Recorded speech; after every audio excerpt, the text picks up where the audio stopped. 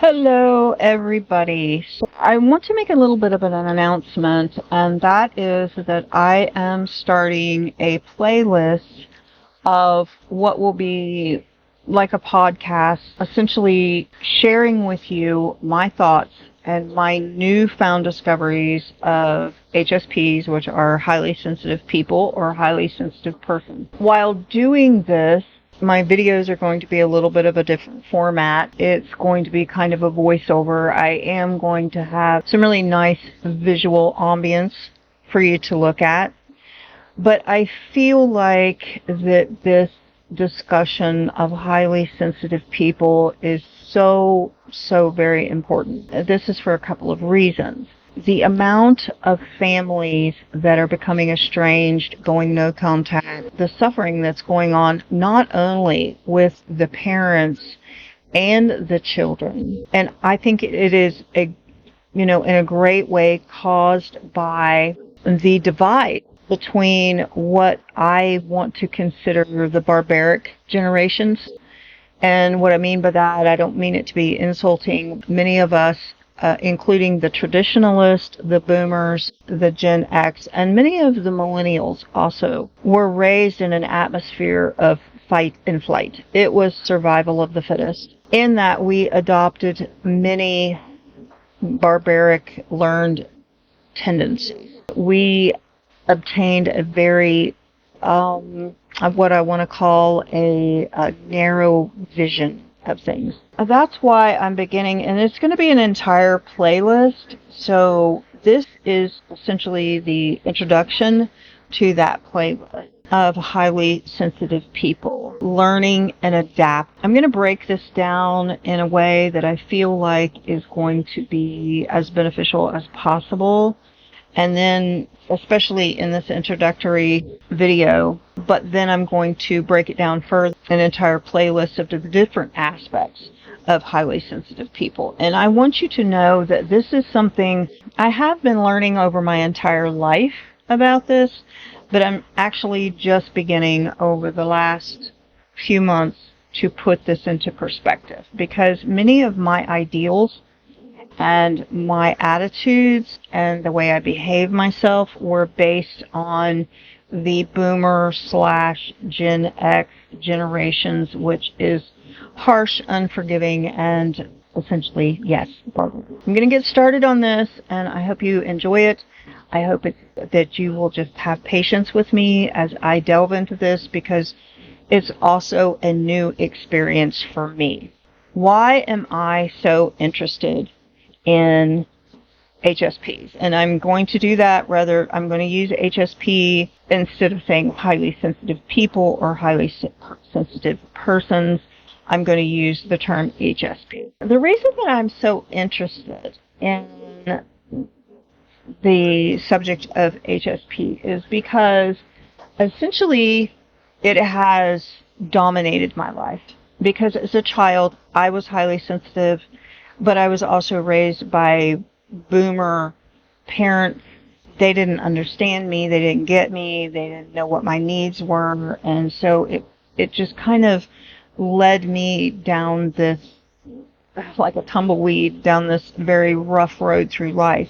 My interest in HSP is not only for my own understanding and my own way of becoming the best person I can be, but it's also to help me understand my children and essentially my partner in life. So all of us, and there are 5 of us essentially, highly sensitive people, because I have also other family. I have a sister and a brother that are highly sensitive. I have many cousins that are highly sensitive, but we've also, most of us have been raised in a very boomer Gen X environment, which has caused a lot of issues, both with communication, with relationships, with inner turmoil and pain, and some very negative adaptations that have hurt generations of people. It's like living like this is like constant heartache. I want to delve into this because it is very important, not only to me personally, and not only to my extended family, but also to society, to the world at large. As we go into this, I want you to know that this is a very, very important subject, one that we should give great attention and detail to. As far as why I'm so interested in HSP, my journey into the discovery of HSP actually started as a child. And I have vocalized this before, but as a child, I was under the umbrella of the autism spectrum. In 1960, when I was born, and, through 1970 or so, when I became more understanding of the world and everything that's going on. Back then, people did not understand anything about highly sensitive. Matter of fact, if you were highly sensitive, you were considered to be weak or developmentally delayed. There was a lot of stigma that went along with it. As a child, my experience as an HSP on the spectrum, dyslexic, I was in a great way nonverbal. I could barely express what I went through, and I went through many, many horrific experiences that I never told anybody because I essentially didn't know how to express it. So in so many ways, especially emotionally, I was nonverbal. And by being nonverbal, I essentially don't also remember anyone talking to me. I became very hypervigilant. That means I was sensing the emotions and the fears and the problems of everyone that was around me. But again, I was nonverbal. I so wanted to comfort them, help them figure out their problems or whatever. I was just very young and didn't understand and couldn't verbalize what I wanted to say. But to me, especially when I started school, the world was very coarse and unforgiving. And I soon learned that no matter what I did as a highly sensitive person, essentially it wasn't respected. It was very unforgiving and, in my mind, hurtful. And I really, really hated school. And there was a couple of reasons I hated school. I did not like the bright lights. I didn't like the noise. Felt deeply the insensitivity of teachers and other children, the cruelty of bullying, the fact that, I needed that personal attention that was not available to me. So I really disliked school. That's my experience as a child. My experience as a parent was kind of complicated because by the time I became a parent, I had adopted a lot of negative coping skills. This was caused because I was treated not as an early childhood, but I would say in my teen years, I was treated very roughly, very abrupt, very coarse, and I was not in a situation where it was conducive to positive reaction. As a parent, I was emotionally negligent, I think, because I had a lot of internal pain.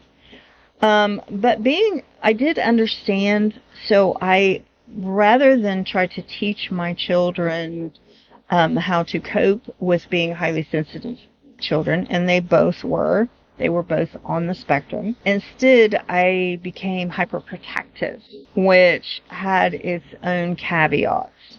There's essentially no perfect way and no easy way.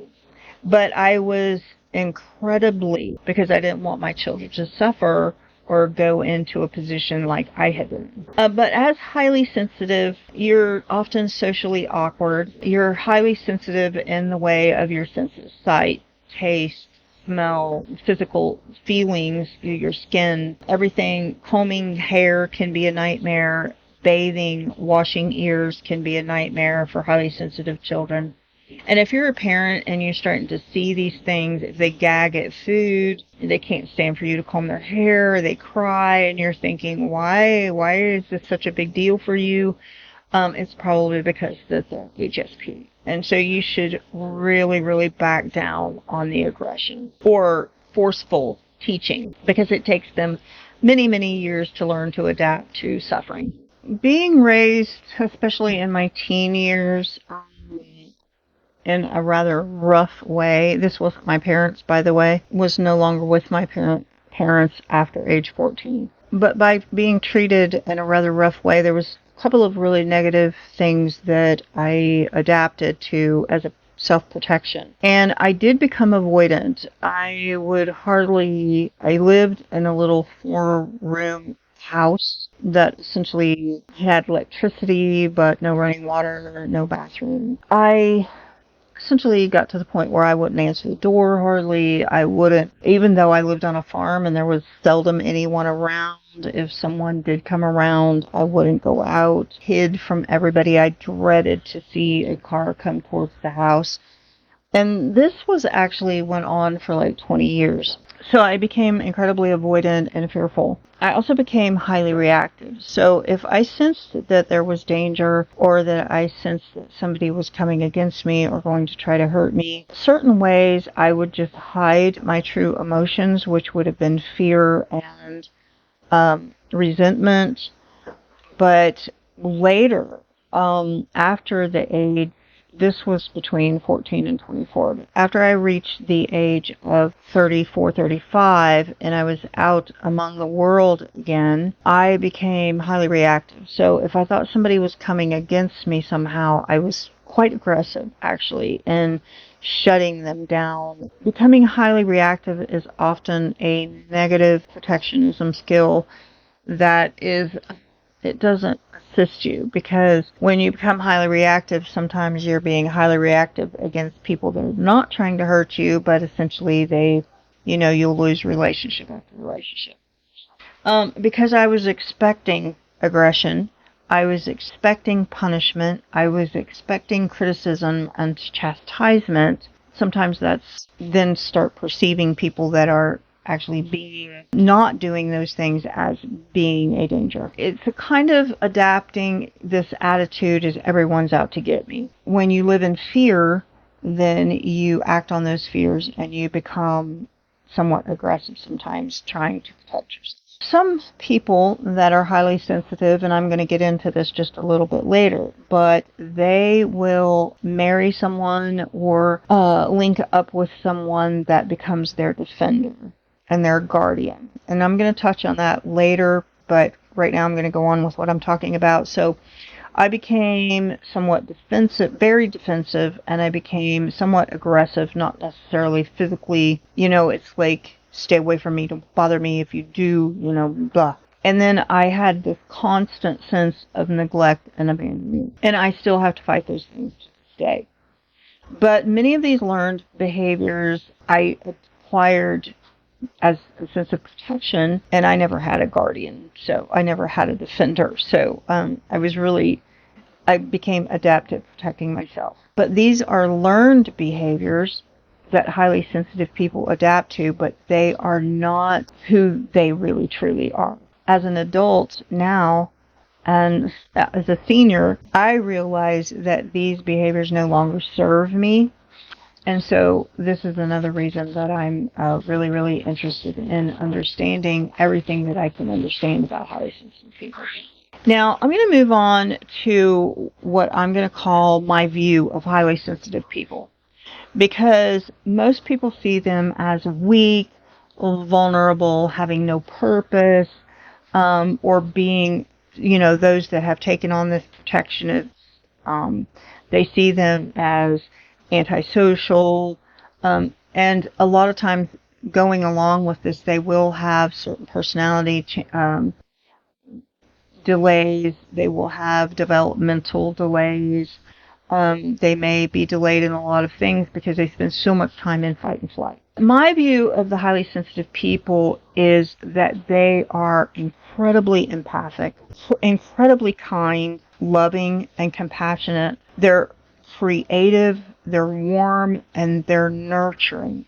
And these are the defining characteristics of highly sensitive people. But when they are met with the kind of aggression and confrontation that I was, and they face a lot of accusation, a lot of intimidation, condemnation, and impatience, criticism, when they are faced with this kind of negative attitude, They adapt with methods of protectionism, as I have spoken of before. This will include, as I've spoken before, it will include being an avoidant, overreacting, even sometimes becoming aggressive. They will sometimes learn what can look like narcissistic tendencies, because they will learn to manipulate situations, or they'll have triangulation among people.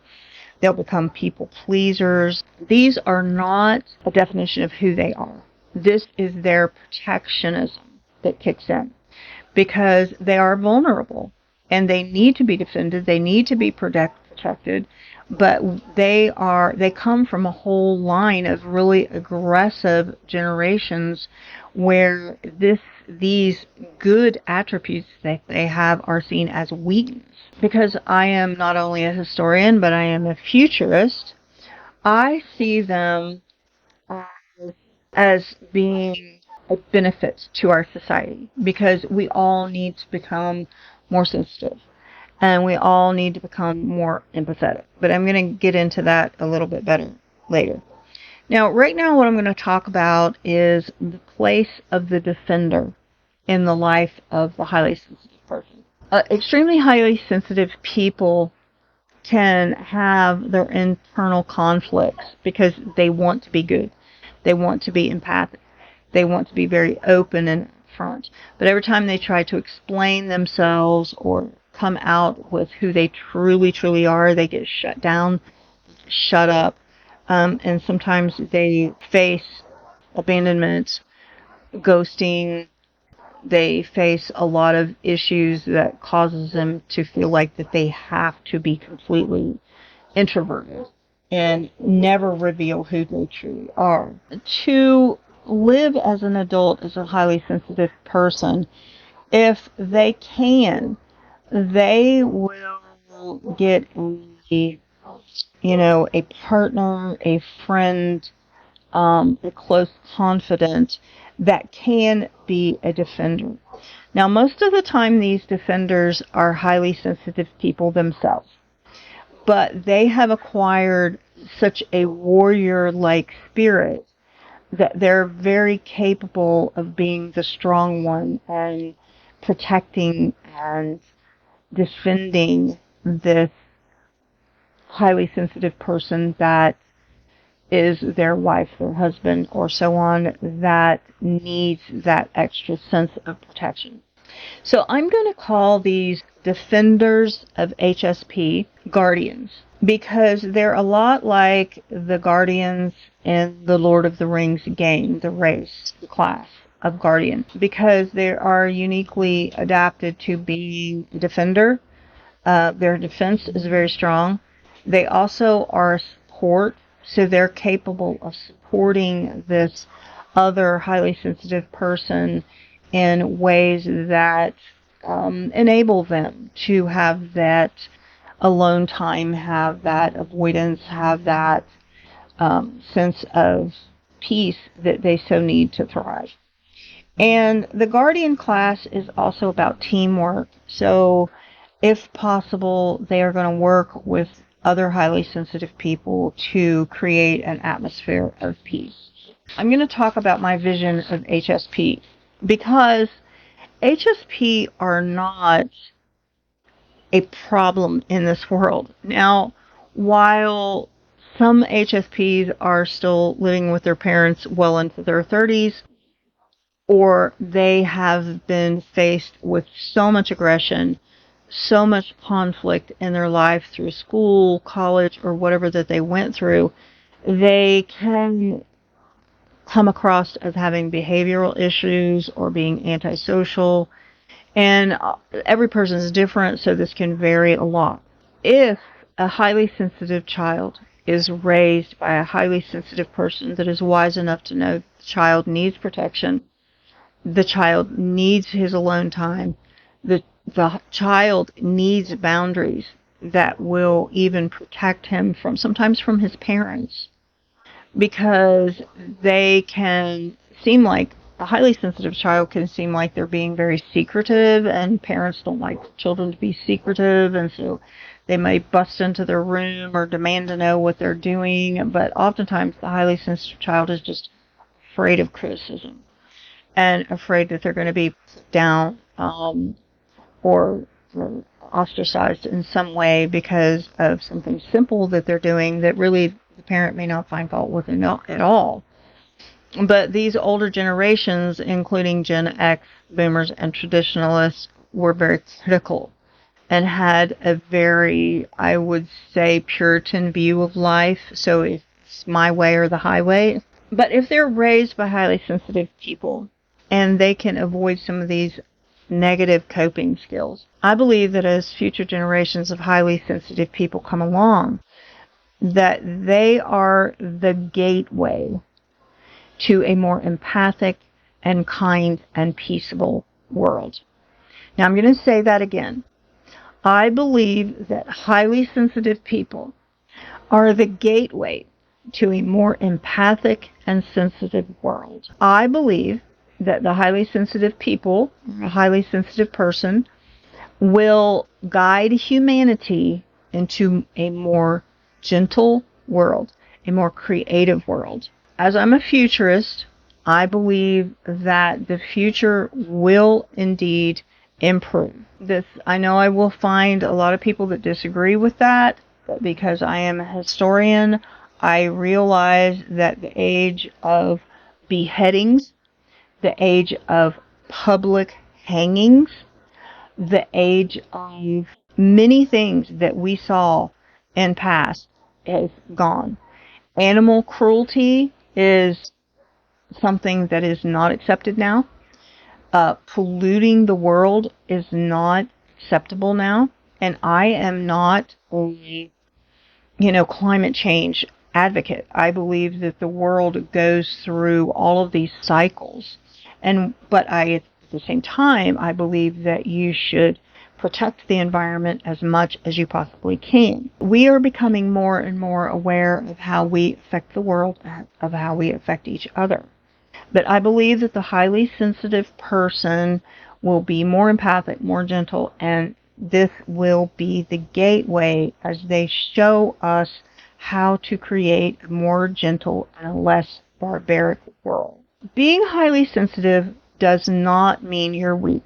And many of them think, because the men are maybe gentle, maybe they have no problem with, taking care of the babies or cooking or house cleaning, and they can come across with, quote, what some people think are feminine traits because, men are supposed to be tough, right? Men are supposed to have all of these like soldier-like qualities and, be able to endure everything without shedding a tear.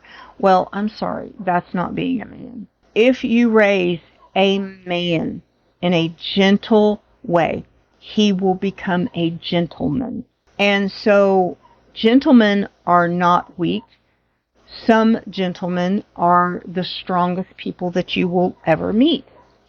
And so when a highly sensitive child is raised in a gentle way and their boundaries are respected, their needs are respected, their sensitivities are respected, they can become incredibly strong. They build resilience. They build empathy. They build self-awareness. And they can actually acquire very positive coping skills. If you think that your child has estranged from you and gone silent and disconnected with you because they are disrespectful, and I'm not saying some aren't disrespectful or even narcissistic, because everybody is different. But many times a child or a young person will separate themselves from their family simply because they're tired of being hurt.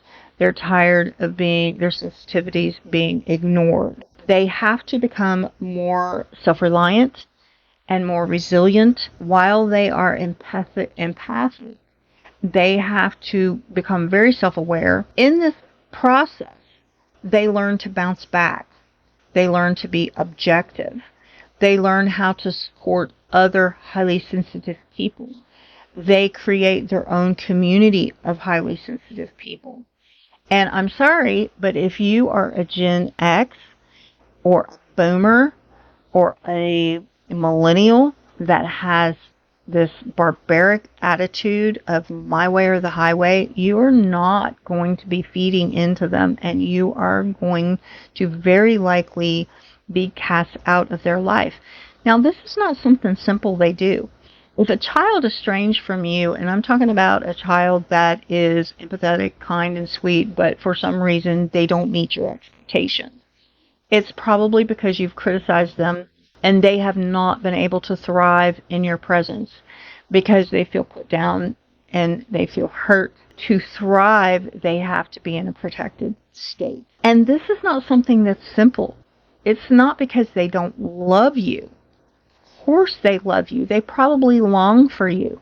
But because you're emotionally insensitive and you're emotionally negligent, they feel like that they have to go to a more empathic environment. And if you're hurting them enough, you may not even realize you're doing it. And like I said, this is not in every case. But I learned very early on my highly sensitive children did not need to be spanked, because usually when it seemed like they were being insubordinate or something, it was simply them asking questions, seeking for truth and understanding. And I was not empathic back in the day, and I had this get over it, I had to, you have to attitude, and that is totally wrong. HSP needs to be encouraged. It needs to be cultivated. And later on, I'm even going to have videos that speaking on what I myself right now I'm going through, and that are ways that the barbaric generations can actually turn themselves around and become highly sensitive as well. So, but they learn that they have to set boundaries, and these are often uncomfortable. They learn to prioritize their self-care because they realize that you can't feed out of an empty glass. And they learn to say no, and they learn to suffer for the better good. That is all inclinations of very strong character building. This will be the first video in a brand new playlist, and I don't know what I'm going to call it yet. This will be the first video in the playlist considering the highly sensitive person, HSP person, and how we as a world not only need them, but we need to adapt to them, and we need to encourage this sensitivity in a great way. Because we are going into a new world, a world of innovation, a world of very high quantum science. Knowing how to repair a wagon wheel is just not coming into vision right now. And while I encourage self-reliance, you never know what's going to come along in the world, we also have to realize that our world is never going to get better until we all become more empathic, more kind, more sensitive. So I hope you enjoyed this video. I would like for you to subscribe to my channel, like my channel, comment. Please do comment. I appreciate that very much. And hit the bell button for the notifications. And I will meet you on the next video. Thank you very much. Bye-bye.